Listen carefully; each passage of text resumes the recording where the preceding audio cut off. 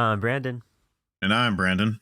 and welcome back to Apollo City Comics, your anything and everything comic book podcast. Dude, we haven't done an episode in a while. Not gonna Yeah, it's been a lie, minute. it's been like a month. It's yeah, it feels weird. I mean, it's fine. Life happens, but we always Yeah, come back. We will always yes, come back. yeah. We've just been busy, and just tired, dude. I'm fucking so tired right now. Yeah. But hi, but I guested on a bunch of shows like in between, so you could check out like Jack Kirby. I was on an episode on over there, over on the source pages. I was on two episodes talking about Sandman, and then I'm sure I was on Across the Bifrost at some point. I just had a natural. I don't even remember if I was, but I'm sure I'll be on the show in like a week or two. We're supposed to read Norse mythology, supposedly. Hey Ryan, when are we Oh, the reading Neil this? the Neil Gaiman one? Yeah, yeah. Oh, I have the I've read that book too. actually. I have the book and the Audible actually. Well, actually, I Um, did the audiobook. Because he narrates it. Ryan, when are we doing this? He Let answers me know. live. Just message him right now. Yeah, just as a reminder, I'm sure you listen. You better be fucking listening. Yeah, it's actually one of the first audiobooks I went through.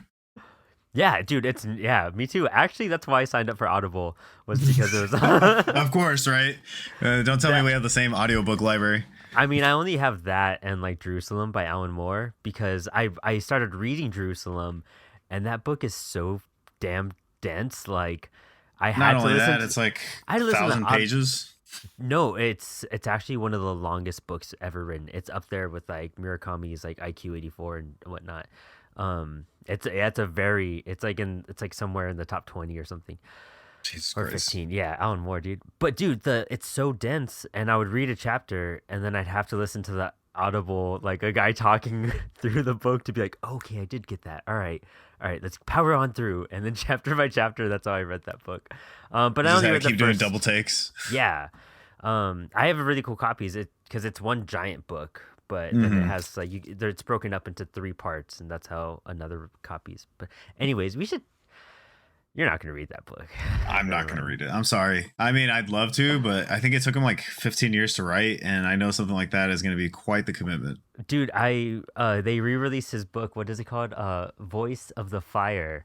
And that's like the first book he wrote, and they did like a 25th anniversary edition. So I bought it, and one night before bed, I was like, you know what? I'm gonna try just checking this out.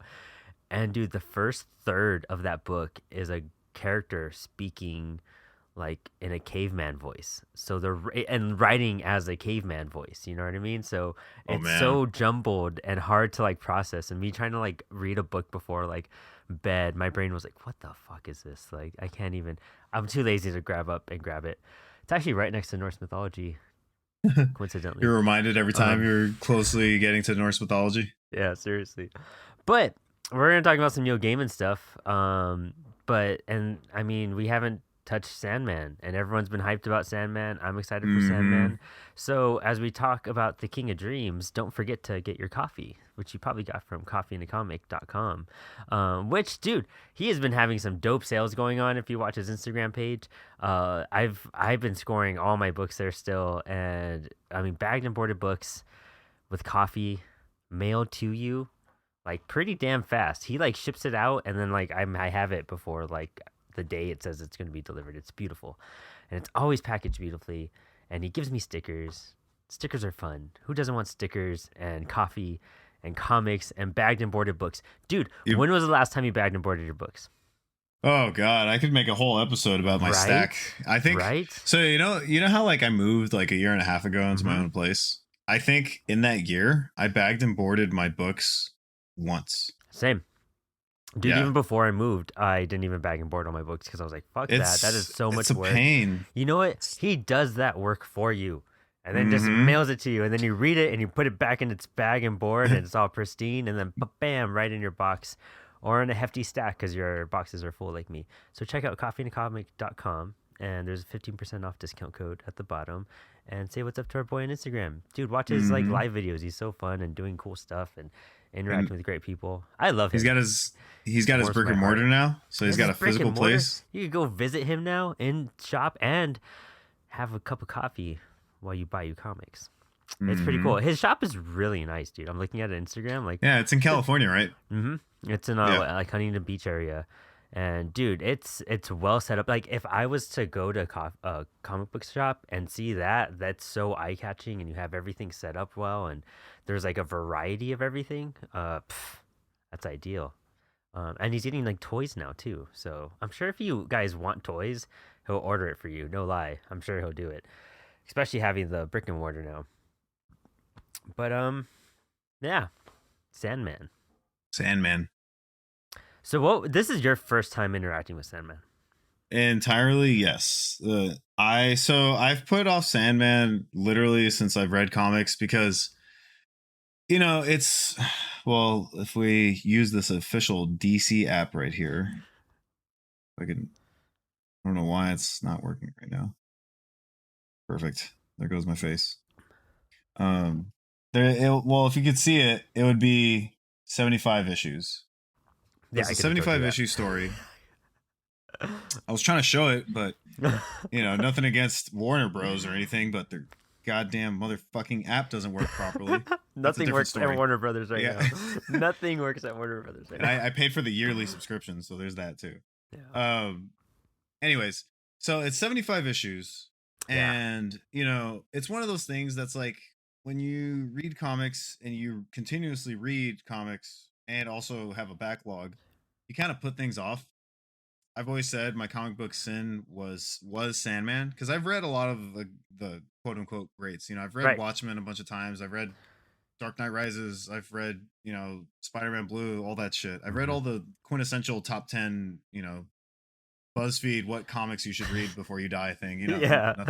Nothing against BuzzFeed or anything. Not that they made a list like that, but you know what I mean. Like anytime you Google search comics to read, I've read a lot of that. And I put off Sandman because there's just so much, it's one of those things where people are like, just read it, just read it. It's the greatest thing ever, you included.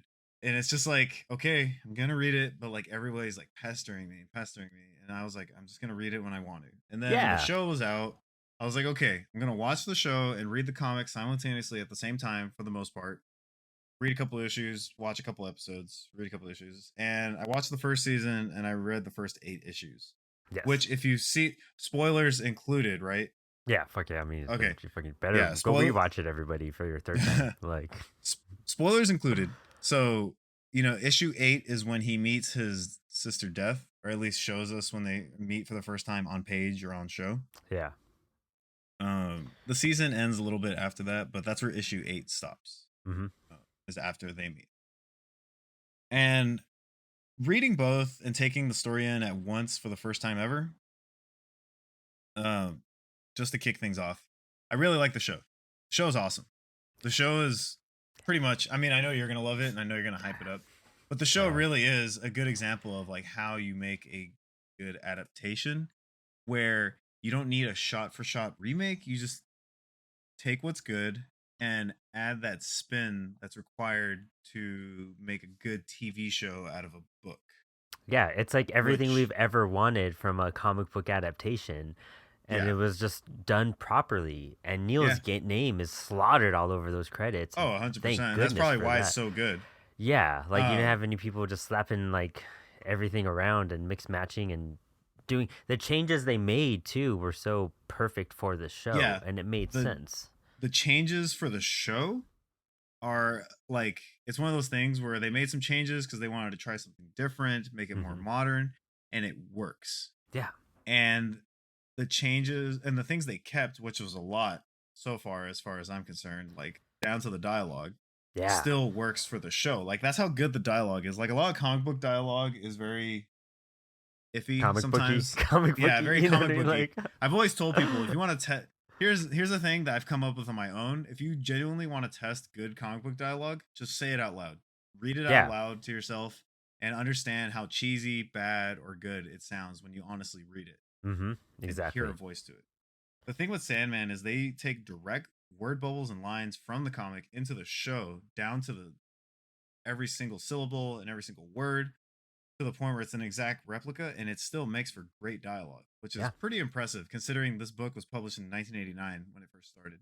yeah. So it's Very a like testament. to the T and modern to Hmm. today's audiences. It's just like it's continues to fit in and grow with each generation and become more relevant. And that's a very Mm-hmm. unique piece of art too, that like blemishes more and grows more over time versus, we're barely, admiring it for that period.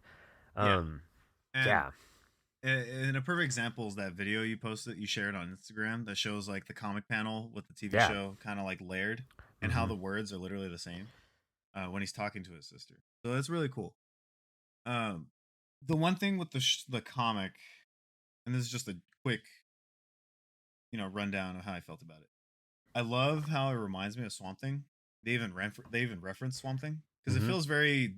It was Vertigo when it first started, right? Or I guess it was DC. Yeah. It's all Vertigo. It was all Vertigo. Yeah. It was Vertigo, and like Vertigo has this like certain art style that is like part of their like horror books. Hmm. That make like if you read Alan Moore Swamp Thing and then you look at this, you go, Yeah. oh man, they definitely have the same tone.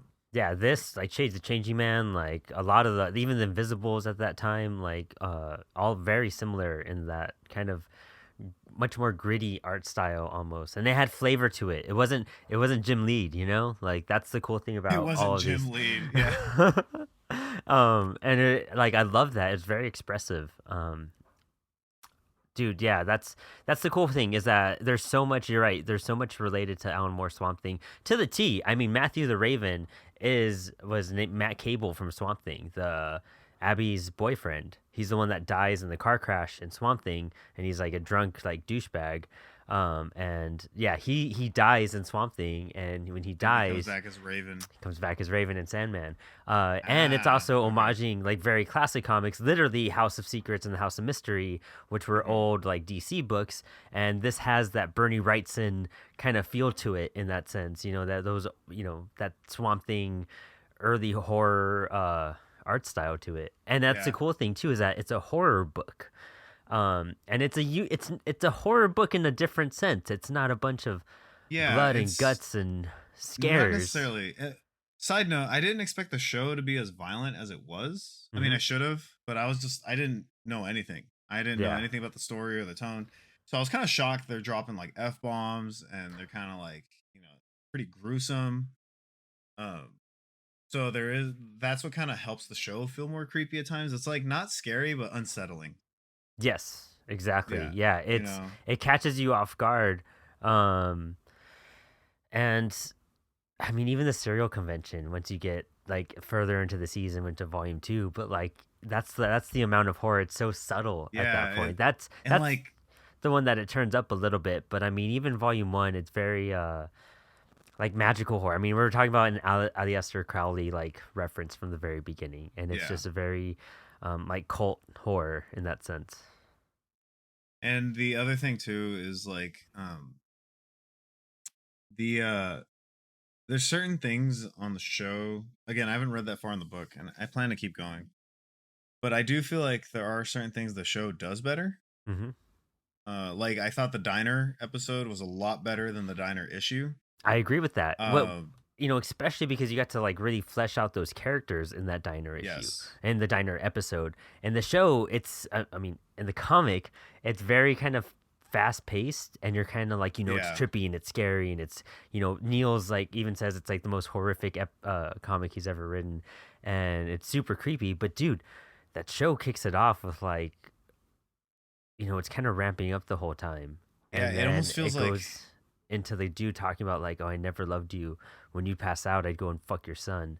And you're yeah. like, what the And then fuck? Like, it's like it gets like really unsettling where the guy's mm-hmm. like eating like three cheeseburgers because they keep like having Yeah. this Groundhog's Day moment where like Yeah. they keep doing the same thing over and over again. Mm-hmm. And then like in the comic, they all have like an orgy. And then in the show, it's like everybody's having like their own sex session, Yeah. basically, like individually. And then like it gets very like almost like um how do I put this? Like is it what is the term? Is it like not like like gore porn? No, what's the term when it's like you're into like slasher movies and all that? I have no idea. I have not done that in Look my it up. search history before.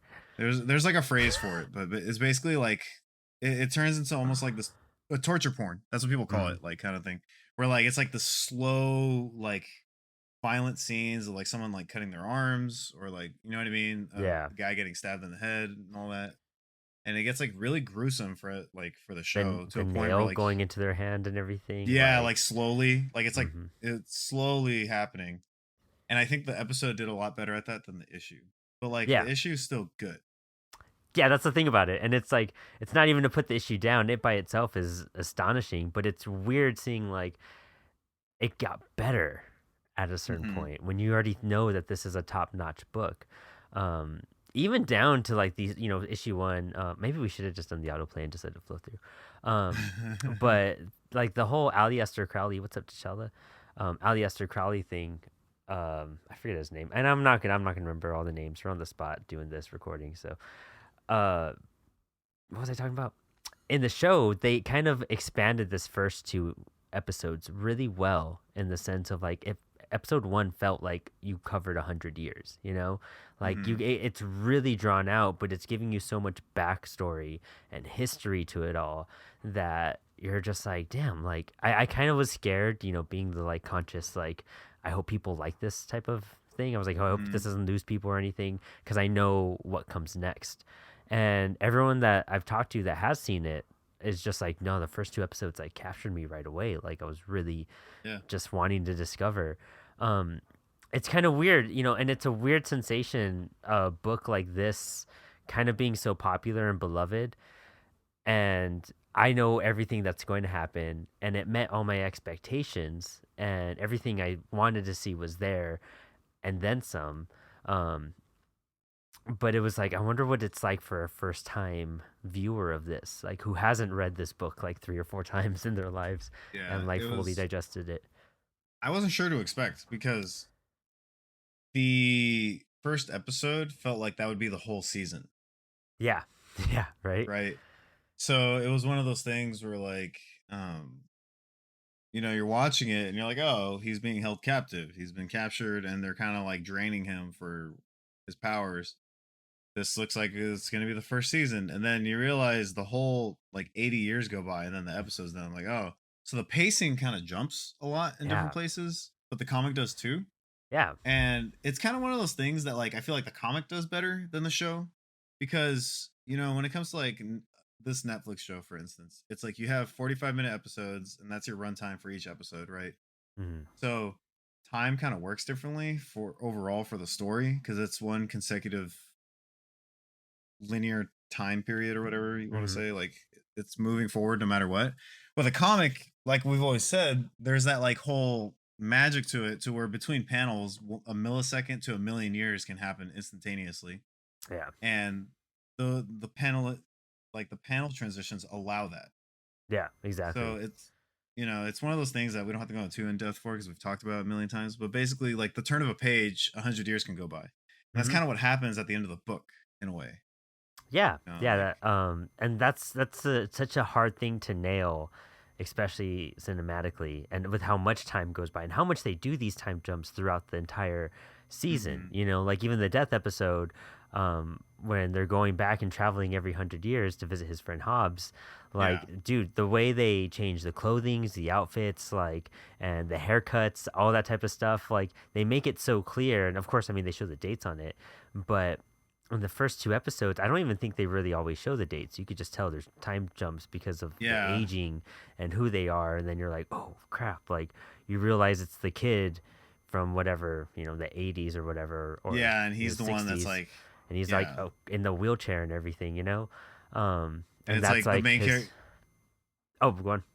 sorry, I was gonna say it's like it kind of does a switch too, where you think the main villain is this guy, and then it turns out the main villain becomes like the grandson. Yeah, it's just a Yeah. family like fueled by hate at that point, and how that Yeah. generation can just like not change. I love how he gets out in this one too. I thought it made more sense than in the comic as well, because in the comic somebody falls asleep, and that's when he finally goes into the dreaming and gets it. But here they gave an explanation of the line being split, and then him being free at that point. Um, Sorry, but if you look at the DC app, it's totally like not working. change the page. Yeah, skip it. Yeah, see. Uh okay, I'm just gonna get this out of the way if you don't mind me just kind of like blurring this out now. Um there's one thing that really bugs me about the show. Hmm. It's I know there's probably some crazy contracts that go on behind the scenes years before this, But why the fuck is a DC property on Netflix still? Like, Actually, I can answer that. oh, perfect, When I cool. saw an evening with Neil Gaiman, he talked about this whole aspect of why did it land on Netflix compared to all these other streaming programs. Essentially, when you look at the history of Neil being approached to create Sandman and adapt it into different mediums, from animation to movies to TV shows, it's gone on since even before the comics stopped. They were already kind of trying to figure stuff like that out. So many failed attempts. Even Home Slice from uh, the third Dark Knight movie, Robin, Nightwing, dude, Joseph Oh yeah, Gordon-Levitt, yeah. him and Neil and David Goyer were all kind of working on a project, and then there was creative differences, and they all stepped away. But basically, Neil and David Goyer put down and created everything they needed to make the show what it needed to be. And they worked Hmm. really hard on it, and they developed like the pitch and everything and the budget, and they sat down with every single streaming service, Hulu and HBO Max and Netflix, and everybody just sat down with each one of them, and it was basically he needed to figure out who was gonna let him do what he needed to do. Amazon, because he does a lot of stuff with Amazon, Showtime, all those people. Basically, as long as he needed to do what he needed to, they gave him the budget that they needed to have to make it what it is, and he just figured they looked at each one and compared them, and Netflix gave them what they wanted and what they needed, Oh, and they were willing to supply it more than anyone else did. So they went with Netflix, and that's how that kind of all came about. I'm so curious what kind of contract Neil has with DC to hold on to this creation as tightly as he has, unless like Vertigo was like that unique and different, or you did get to own your property and have it under these banners. You know what I mean? Like it's kind yeah, of because wild. Vertigo was kind of like the creator owned Image. It Mm-hmm. was like it was their answer to Image Yeah, in a way. exactly. I Yeah, don't know if it was after Image was created. I want to say it's around that era though, I'm just 91, gonna 92. Google it real It quick was like the because 20. There was a 30th anniversary recently, and I just turned 30, so I know I'm as old as Vertigo. I think so. That would have been 92, which would be an answer to Image at that point. but this is a 89 book. That's the thing. Well, I mean, So it started Swamp Thing was on DC and then and then switched went to to Vertigo. Vertigo. Mm-hmm. Yeah. So Vertigo launched in January '93. Oh, see, fuck yeah, dude. So this was Okay. yeah. We were right. We were right. We're fucking Okay.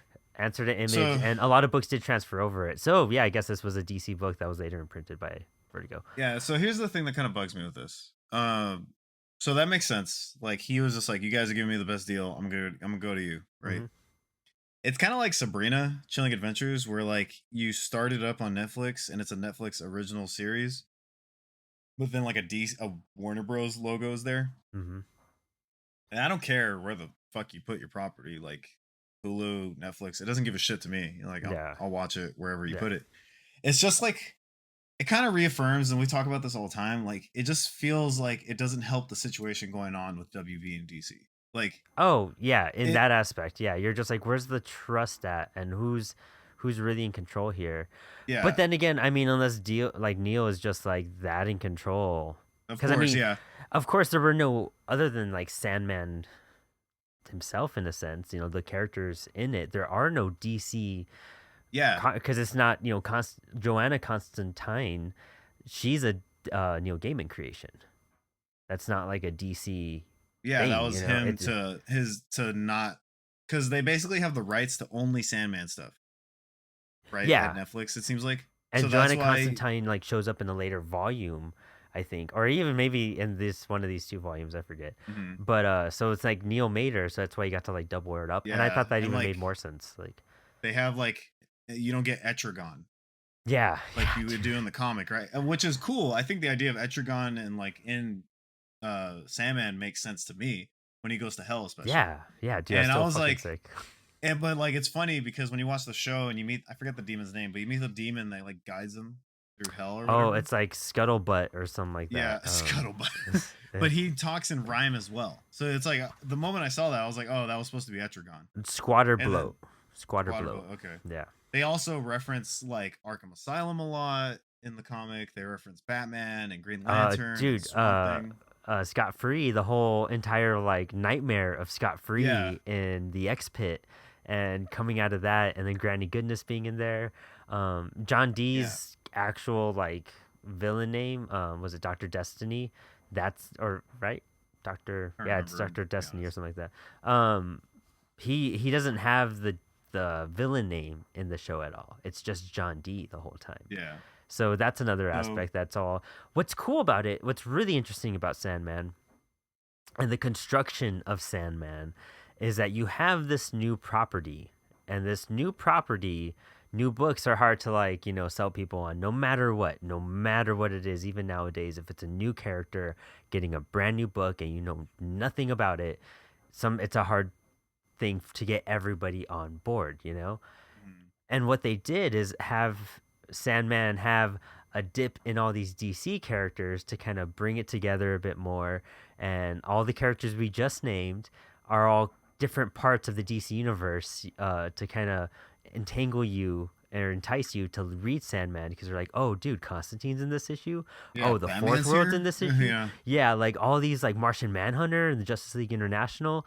Like it's super cool how he was using all these ways to kind of capture you into it.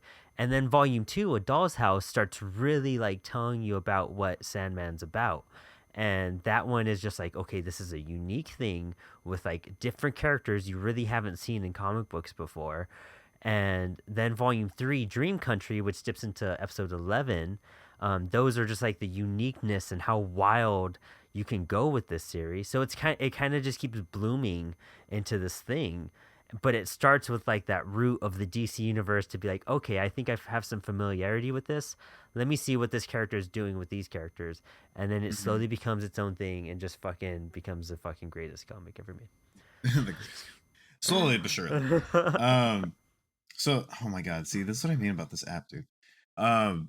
So Dude, look here's at the that. other. Like that's the cool thing about it being a horror comic too, is that when it turns into a horror comic, there is some scary There's some and freaky things. freaky things in here. Yeah. But yeah, so I was gonna say the thing that bugs me about the whole Netflix versus being on HBO thing is yes, maybe Neil does have like a lot of creative control and he gets to say where this goes. Hmm. But I feel like by just having that WB logo there, they have a certain degree of control, of Ta- course, because it is. taints it a little bit. You know what I mean? Yeah, and like I could just see like whenever they figure out what the fuck's going on with this Discovery Plus WB HBO merge bullshit, like I Hmm. know they're combining them and they're like canceling a bunch of shit left and right. But all it feels like to me is that they're gonna go, okay, like Netflix has this, but that's done with, and we want to do our own Sandman on this HBO Discovery app. And so we're gonna cancel this Netflix one and redo it again. Oh, That's like oh. that's why it Well, bugs me I mean, I don't know personally. if they have that control now, though. You know what I Well, that's mean? the thing. I don't know either. Yeah. I'm just saying, But like, there's a chance, right? I would see that that's like a worry. You know what I mean? I guess we would Yeah, have to look into how Neil got away with just like really honing in and being in control of all this, and not DC or Warner Brothers. I think they just have yeah, to have it for the property because they published it, and that's like all they kind of got. Because it doesn't seem like Warner. I mean, the scary thing about Sandman right now is that it was such an expensive show to make, and even though it's like the top show in the world, you know what I mean? Like for weeks still, it's Netflix is been cutting back on their budget to help save money yeah. so they So could, he you know, even tweeted out, he's like, season two is still up in the air because it's an expensive show, yeah, and uh, you would figure if Warner Brothers gave a fuck, they would actually like, or if they were tied to it at all. Maybe they're not even tied to anything financially, but they would throw them a bone to be like, no, we'll help invest to make it happen because it's so great. But I don't know if they yeah. even have any involvement to do that. But if they do, they should fucking help. But whatever. But I don't know you how see that what I shit mean, works. though, right? Why, Yeah, like, why yeah, it's annoying? Because, like, we've seen it happen a bunch of times. It happened with like the comparison. Like, it happened with fucking the Netflix Marvel shows. I know it's a different yeah, situation, but exactly, like yeah, Disney said, "All right, contract up, cancel this shit. We're starting over on Disney Plus," and that's what it feels like. Is I don't want knock on wood or whatever, but it's like that's what it feels like is gonna happen. They're gonna go, "Oh shit, we should have yeah. had this on HBO." Hmm. Our logo's on that, so cancel your Netflix version, and we're gonna start over here. Yeah, I mean, but I don't think they can at this point. If Neil had that ability to control where he put the network on, I don't think they have any of that kind of control though. Well, that's what I'm saying. Yeah. Yeah, if he has control, cool. It's just it never feels like they're ever gonna be able to finish the story because it'll get canceled at some point Yeah, and because of what's wild contracts and is all that that. like this covered the first two volumes, and it started dipping into three, and I feel like volume three, Dream Country, which is just like 4 or 5 issues actually. It's a really short volume, and it's just different stories, and I think one of them they're missing the Element Girl story and some other one I forgot, but the next volume, volume four and going on, those start developing the endless a bit more. And in that, I think there's 10, 12 volumes. Yeah, I think there's 12 volumes in total of the actual Sandman story. But then you have two versions actually of Dream Hunters. Um, because one was done with a Japanese artist and then one was done by P.K. Russell, and the story is even a little bit different as well. And then you also have Endless Nights, which is different stories of the Endless, which would be a great animated thing if they did, just like they're doing with the Dream Country stories. And then you Mm-hmm. have Sandman Overture, and Sandman Overture was the last part of the Sandman universe, and it came out honestly not too long ago It when was I was like getting into comics, like in 2015, 2013, around yeah, it there. was there was like a whole line of like these books, right? It was like post New 52, Oh right no, no, before Re. this Sandman Overture is even before all of that. That was the Oh, last piece okay. of Neil's work. Like Overture is the prelude to the entire Sandman story, and it shows him how like the last few pages are him getting captured and put into the prison by the spell. Okay. And so you have like 14 or 16 volumes kind Of of story. Sandman written by Neil himself. Yeah. And it'd be great to see all that adapted because they're dropping stuff that like Destruction. They keep on saying that one of the Endless disappeared. If you caught some Mm-hmm. of those lines, or like, what about our missing one or whatever, or it's not the first time an Endless has abandoned their post. Yeah, Um, like Endless has been gone. and that's Destruction. Destruction had left and stepped aside.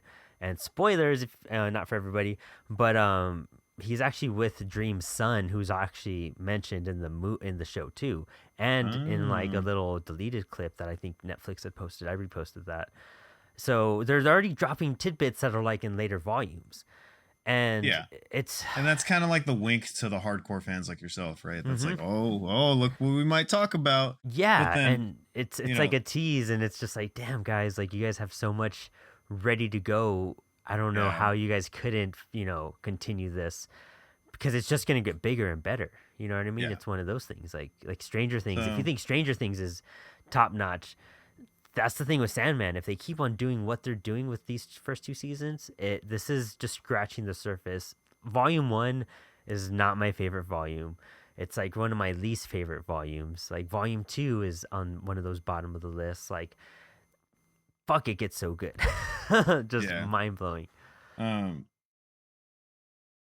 so I believe you. I just hope the show can get to that point. Because Yeah, if the show is exactly. this like strong of a start, then I hope that it can get to a point where it could show the good stuff, Hmm. like that's just how I see it. It's just I don't know. Like I hate to sound so like negative about it, but I'm just like scared because I did like the first season a lot, and I'm You liking the don't comic a get lot comic too. book like adaptations like this. Like we were saying, this is Yeah, how you adapt a comic for one. But when you're looking at, you know, Paper Girls, Paper Girls just came out on Amazon Prime. Did you watch Paper Girls?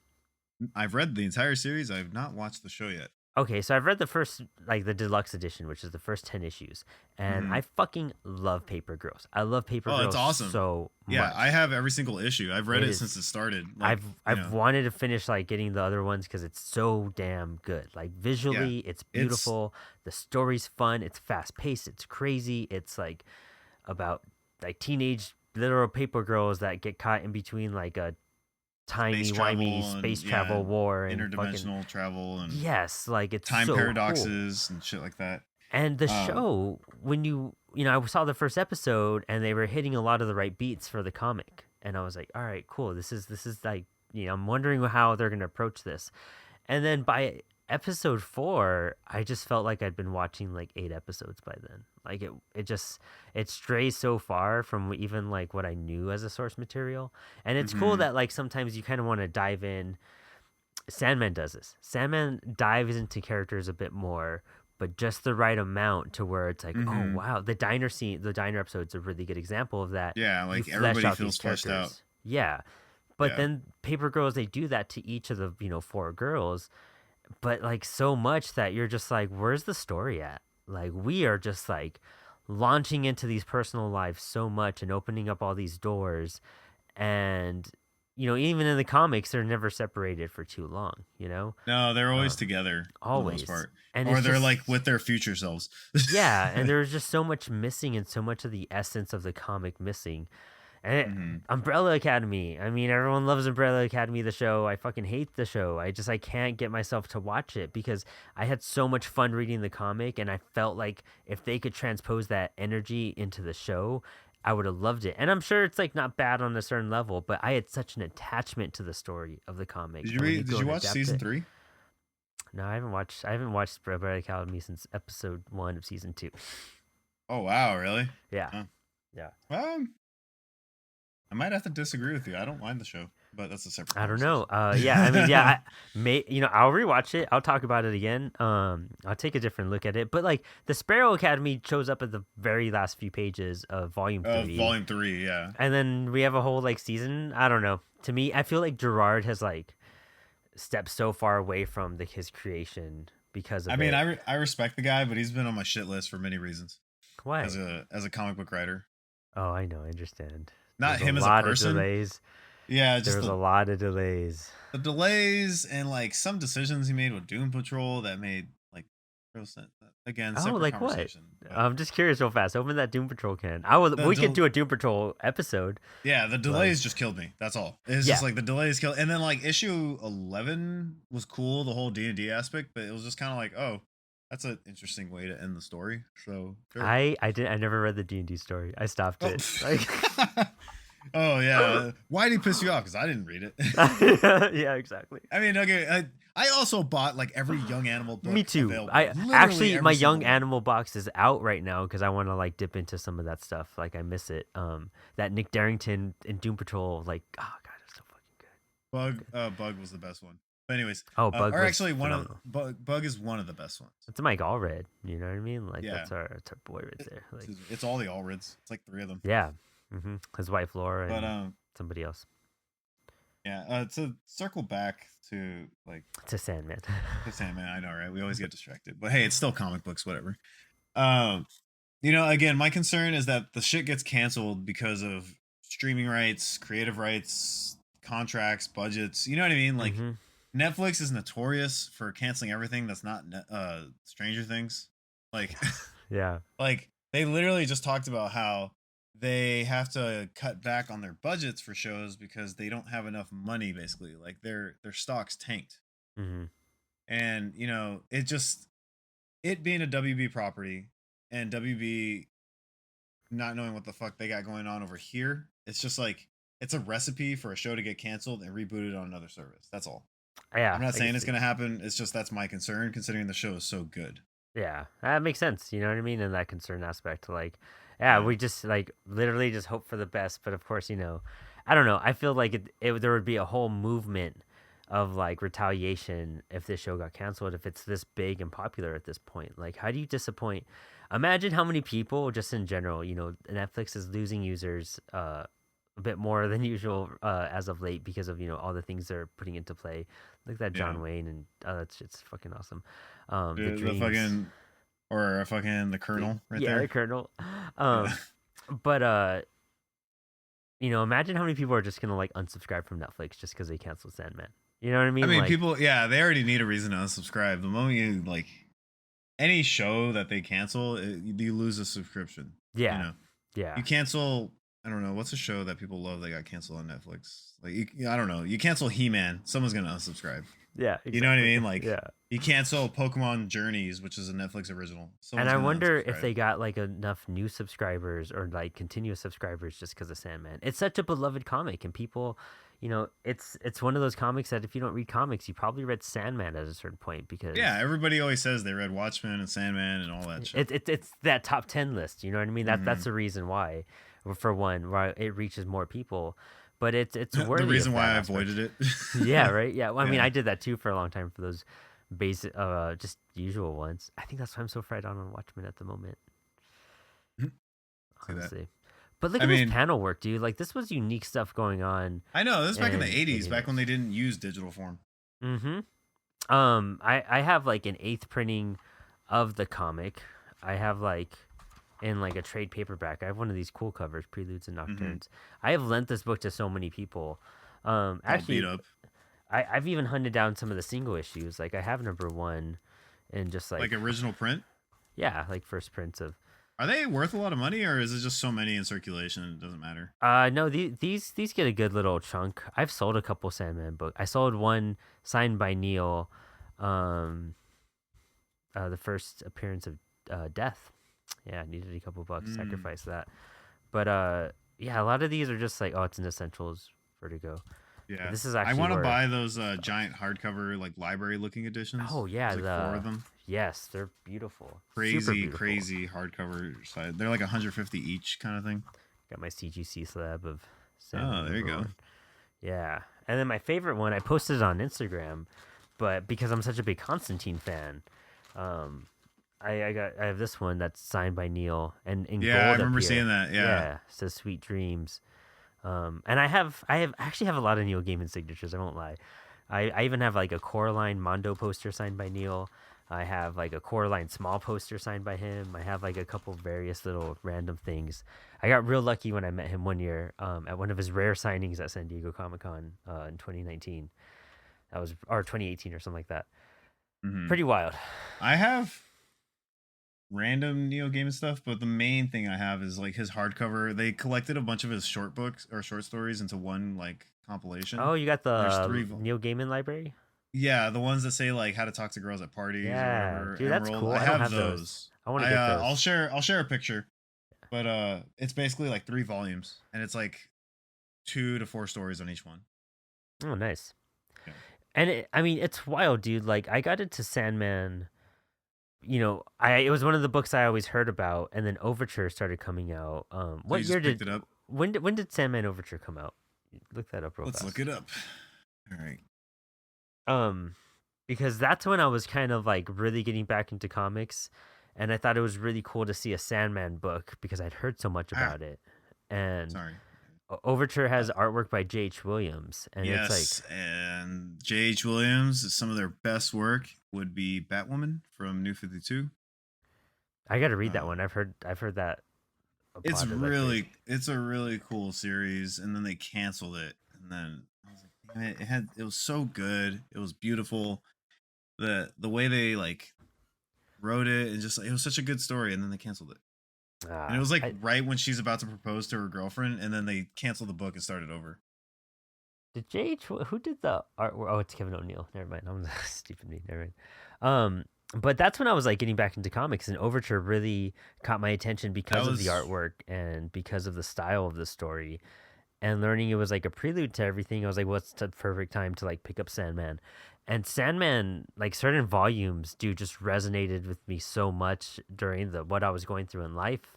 And I mean, I only finished reading it like 6 years ago, and it was just something that just resonated with me and connected with me in so many different levels and educated me and challenged me on different aspects, and it teaches you so much about life and history and just it's mhm. wonderful storytelling on characters that just blow your mind that are in a comic book. And I mean that's literally why I have a Sandman tattoo before a Batman tattoo, before any other Yeah, character. You know what I mean? Like there, I mean, a lot of my stuff got inspired by that, just because of how beautiful the overall story is and what Neil poured into this book. It's just, I mean, you it's a think lot of. Oh, go ahead, sorry. I think you think about like Alan Moore and all these greats, but like I feel like they're good storytellers, but you don't always resonate and connect with an Alan Moore story or like a Grant Morrison story to an extent. Like it's fun, it's awesome, it's crazy, but Neil like has all of that plus something that you can attach yourself to. Yeah, I mean, to quote, was it on Jack Kirby when they were talking about like Neil Gaiman? It was when we had him on an episode, and they were Mhm. saying like I could be wrong, but I remember hearing something along the lines of like Alan Moore kind of like would adapt things. Neil Gaiman actually creates stuff. Oh yeah, exactly. Yeah, I think you and I have had that conversation before. Like Neil is a great. I mean, not Neil. Alan Moore is a great fan fiction writer. You Yeah, know, like that's what he is. Like he is the yeah, world's greatest fan fiction yeah. writer. I remember. I could be wrong, but it was when we had Jack Kirby on our episode, and we were Mm-hmm. talking about uh, how Alan Moore is just like, here's a character already created. I'm gonna make it wacky and weird and kind of do that. I But mean, Neil all Gaiman actually, huh? yeah, like dude, Supreme, League of Extraordinary Gentlemen, I like literally Miracle Man, Killing um, Joke. Killing Joke. Even when you look at Watchmen. Providence, uh, yeah, all of this stuff, dude. Like that's Alan Moore's trick of the trade. And he's an amazing writer and a legendary creator for a reason. Don't get me wrong. Phenomenal. Mm-hmm. But Neil I Gaiman is worship in a league. him. Yeah. And Neil Gaiman's in a league of his own where he actually creates things. Because Sandman is like his original idea, right? Yeah, so like Sandman kind of came about because Neil had this story he wanted to tell, like about dreams, and um, they kind of workshopped a lot of it with Karen Berger, and he pitched it once. He actually pitched it to a few people. He pitched it to J.R. Martin, and he shot it down. And he shot it to Karen Berger in the early days, and she shot it down. And then at a certain point, they were looking for new books, and she approached him, being like, "Neil, what about the Sandman character you had in mind?"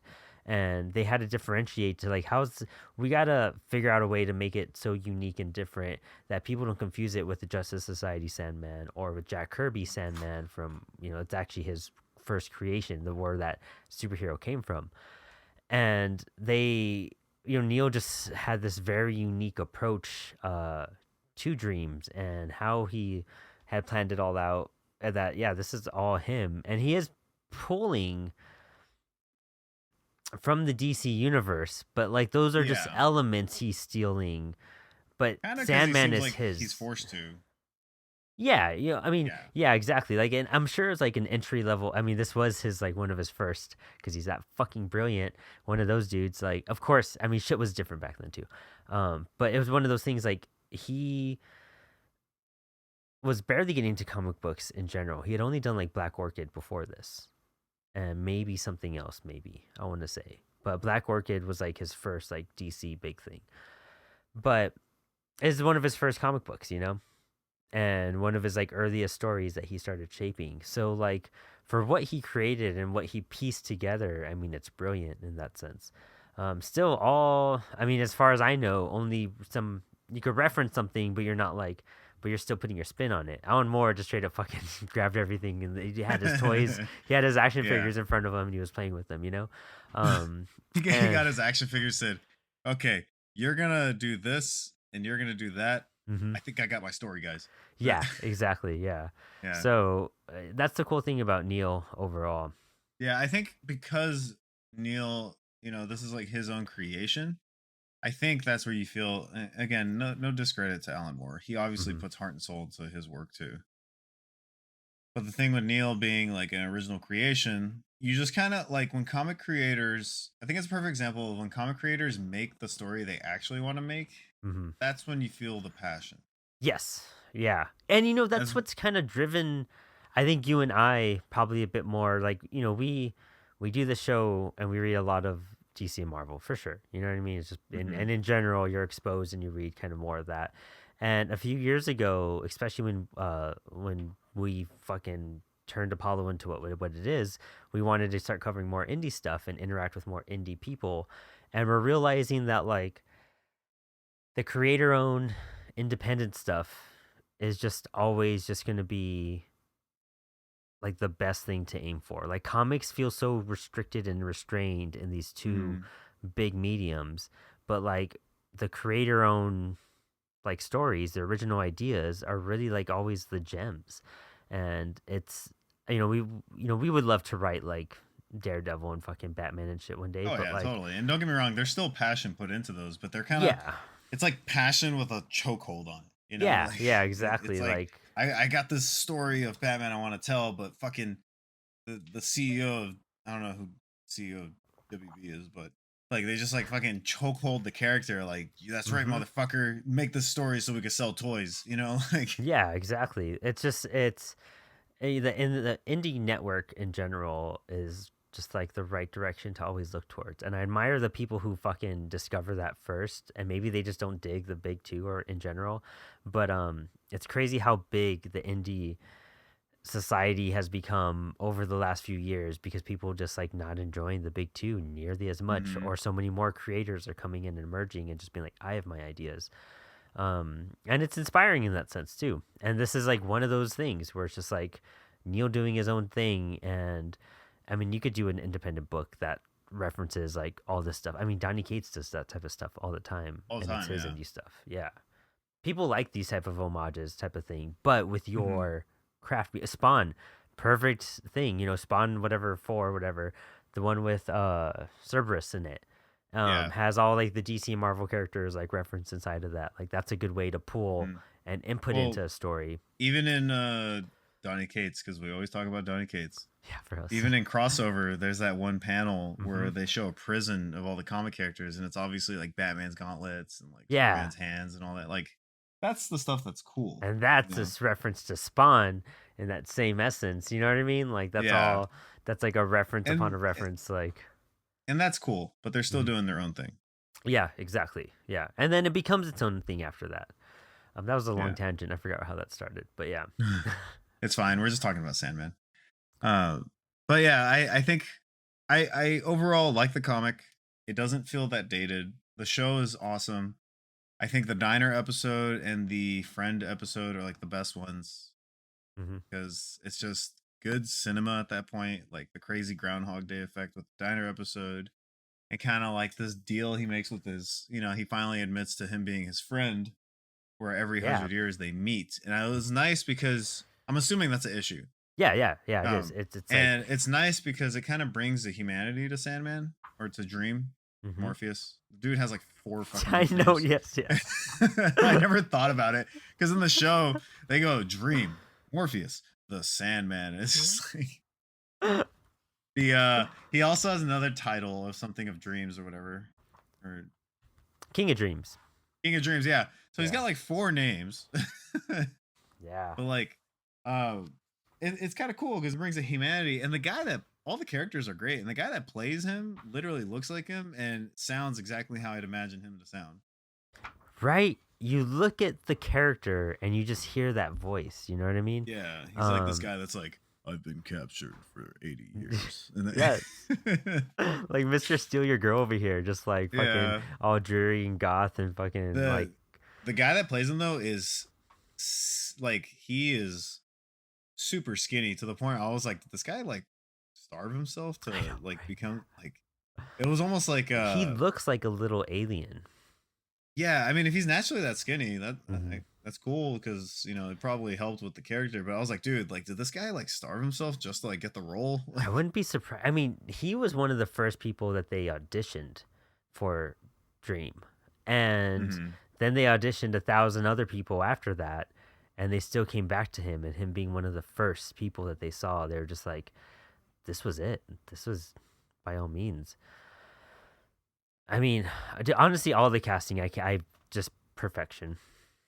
How do you get better Yeah, than that? You know what I mean? Like, and that's another thing when it comes to renewal. Is just like I'm sure they have some hefty contracts, but dude, like look at this like casting in general, and even when you look at the Audible, it's the thing about Sandman. There's so many ways to enjoy it, and it's still just as efficient in every medium. It's hard to find a fucking story that you could read the comic, listen to the Audible, and watch the TV show, and have it and it's all all make good. sense, and it's all really good. Like Yeah, I have people who would not listen to a comic book anything, and they listen to the Sandman Audible, and they just had a blast with it. Some people have only heard the Audible and nothing else, and it's just like that blows my mind how far this character reaches, and it makes me kind of proud as like a comic book junkie. You know what I mean? Like hmm it's funny because I even have a Sandman shirt, and it's like, wait, it just didn't fit anymore, so I turned it into a gym shirt, and then it's like I'm like the gym person like with a Sandman T-shirt, and I was like, oh, you motherfuckers are gonna finally understand. I've been wearing the shirt for 3 years, but you guys all get it now.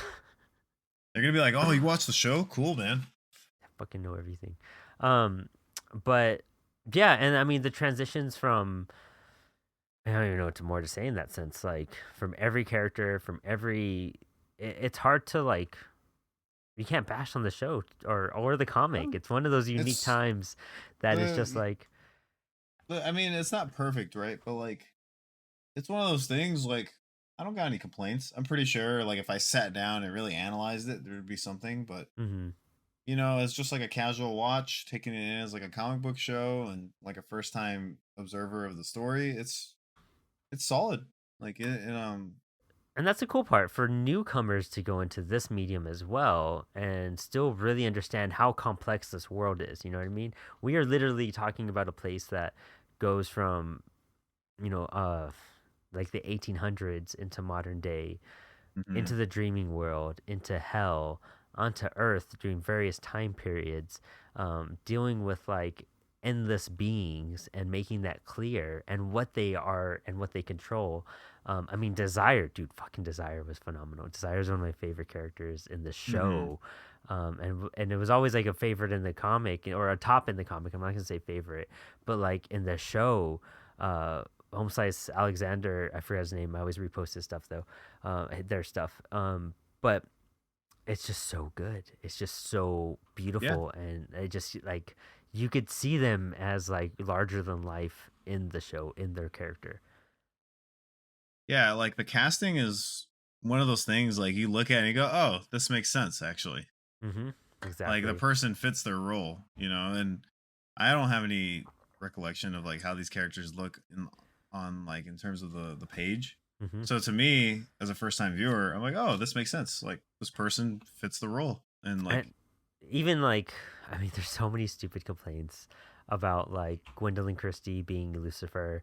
But when you look at the first page of Lucifer appearing, it looks just like Gwendolyn Christie, like to the fucking T. yeah, I was You know? like every character is awesome. Yeah. Everybody And plays their role people awesome. got Like whoever upset did that Death was a black girl, and it's just like, I really, mean, people were so upset over that. yeah, and but just like, but like in issue 3, like Dream, they make it very clear. And Neil keeps on expressing this, like, if you guys are complaining about these aspects, you haven't read the comic because Dream can be any race, Death can be any race, and they do that in the comic. They mix their races all the time. They mix their Yeah, ethnicity, they mix like their sex, everything. They're endless. They're not going to be one standard fucking thing. You know what I mean? yeah. Um, and then like They're like, Lucifer isn't a man or a woman in general. So what the fuck are you mhm. complaining? Like people just gripe the things that they're finding to gripe about the show There's are always just gonna be like people that stupid. look for something to complain, or Yeah, like angry people online that like get mad because certain characters are played by certain people, and it's just like it doesn't change anything. The story's you still know, good. The actors are doing amazing. Like, I will say that just because we're on this page right here, but Home Slice's what are their name? Cain and Abel. and yeah, They're casting. I think it's what? Who's the skinny guy with the glasses? you look, I Like have the Cain or cast up. Abel? So Well, in the comic, there's, because he's different. Like I was hoping to see him more. He was one of the only characters I didn't feel was like accurate, and it just stood out to me a little bit. mhm. Like their relationship. That was probably my only like actual like. I feel like that could have been played around with a little bit more, and because it's so playful in the comic, I thought I'd see a bit more violence in that sense. I just wanted to see him kill each other a Maybe little there's extra. more That's to be really all I seen. wanted was just to see him kill each other a little extra. I mean, they gotta. I mean, there was a reason why they changed things in the show. I guess pacing wise. Yeah, I guess so. Yeah. The witches were on point. I don't know. All of it. I don't even know what Yeah, to. like I said, it's not perfect as far as the show goes, but I don't know I about couldn't that. really give it a grade. But it's like a solid A minus. Minus being it's not done yet, so I need to see the whole story. Okay. All right. Yeah. I'll give it that. Like solid first season, but for all we know, they could drop the ball like the next couple seasons, right? Not to say they will, but Mm-hmm. you know, Or just like cut it, yeah, which is or scary. fucking cancel it. Might as well end on a high note if you are. Dude, that image down there at the bottom right here, that was the image I based my tattoo on, my Dreams helm. That's the image it was Oh, based on. I see. Wonder if I get up on here and Oh, I could I see it. Yeah. yeah, my boy did that. Like, dude, I got this tattoo And then as soon as it was done, I saw the Dillinger Escape Plan on their farewell tour. Like right Nice. next door. I got it, and then I was just like, well, You're bam, like, Dillinger. I'm gonna go get a tattoo real quick before this show. And they're fucking the wildest band ever. But yeah, I mean, we just wanted to recap how much we love Sandman, and if you want to hear more about it, I talked a lot about it on the Source Pages podcast. I talk about a couple of the same things, but a lot of different aspects. Go check out their page; they're great people. They're so awesome. And I was on two of their episodes where I talk about Sandman a bit more, and we actually drew Dream and Delirium on the was it Drink and Draw that we don't even drink for Yeah, with with Danny. Danny Benson that we do every Thursday live. And so we've had a lot of Sandman content in general. Check out the Instagram page and see some posts. I need to get back on posting. I'm so behind on that. I suck. But dude, I'm so glad you got to read it Yeah, and no, finally I'm gonna expose keep yourself reading to it. it. It's gonna be kind of my casual read an issue or two here and there. What's cool Um, about Sandman too. Before I wrap this up, it's a book that if you read a volume, and then you take a break for a little bit, and you read the next volume, and then you take a break for a little bit, and you read the next one, you could read it very casually. mhm. Granted, you're gonna end up reading a couple volumes and be like, man, I gotta read the next one. It was so fucking good. But like, it's one of those books that you could really kind of pace out and enjoy at your leisure. Yeah, Um, and like when I read it, I just have like an issue to when I'm eating dinner or when I'm laying in bed. So it's one of those things that like it's actually really easy to follow. it really is. It Very really, really is. straightforward, really easy to follow. And then on top of that, it's just kind of like everything is one continuous story. Like every issue kind of wraps up neatly. Mm-hmm. So it is a very easy. You can read an issue. Like you don't have to marathon it. Yeah. Yeah, exactly. Yeah, that was another thing. I didn't marathon it when I reread it either. I just kind of Yeah. went with the flow, and it felt so natural that way. And that's very unique with a lot of comics. With like, oh, sometimes that's why I read a whole storyline at once because I just Hmm. grasp the story better. But this one, it's so well written, you just feel right back at where you left off and at home. And Neil's Yeah. fucking brilliant. But yeah, we'll have some more content for you guys coming your way.